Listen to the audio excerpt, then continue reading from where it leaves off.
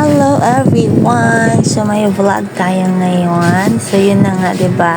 Nasa tricycle kami ng aking eldest. So pupunta kami sa bayan. Para basta may bibilhin lang kami doon. Nagtatawanan kasi kami dito kasi nga about sa pamasahe kasi sabi ni Manong 120. Tapos naisip namin, hala, bakit ang mahal? So yun pala, sakto lang. Kaya nagtawanan kami. Oo, sabi ba naman namin, baba na lang kami dyan sa Kasiglahan kasi ang mahal pala. Tapos maya-maya naisip namin, hala, hindi pala, ganun pala talaga. So ayun na nga, dito na kami sa bayan. Palakad-lakad. Hindi, papunta talaga kami sa may fast food. Doon kami bibili ng pagkain. Kaya naglalakad kami kasi sa Rob kami bumaba. So pupunta kaming McDo. So doon kami naglalakad na kami pupunta doon. Tapos yun na nga, ayan na, nag-order na kami para sa dinner. Tapos kakain muna kami bago kami mag-order, bago umuwi. Kasi nga gusto niya chicken fillet a la king. Kaya ayun, kumain kami ng chicken fillet a la king. Ang sarap na ngayon. Kasi nga ang tagalan niyang gustong kumain ng a la king. Pagkatapos kumain, pumunta kami sa Goldilocks. Namili kami ng cake. Kung anong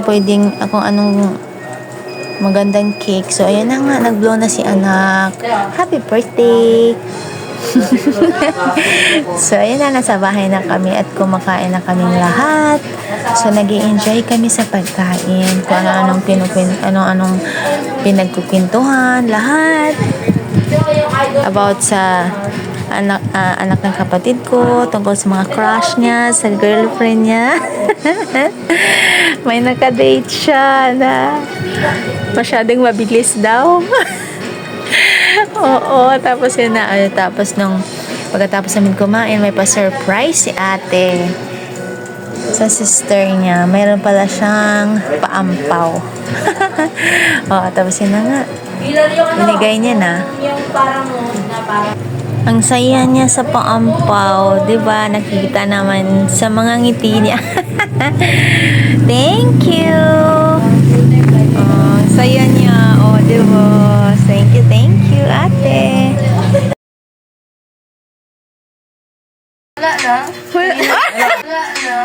Wala na.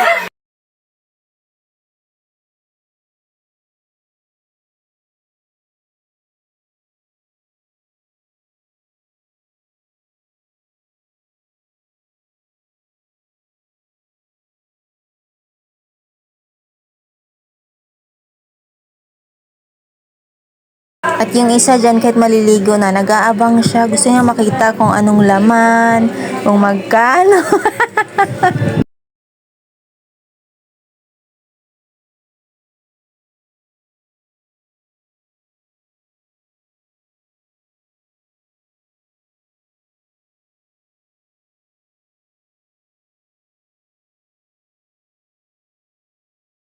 O yung natanggap niyang gift, idagdag daw niya sa ipon niya. So nilaglag niya sa bahay niya. Paalkan siya kasi siya.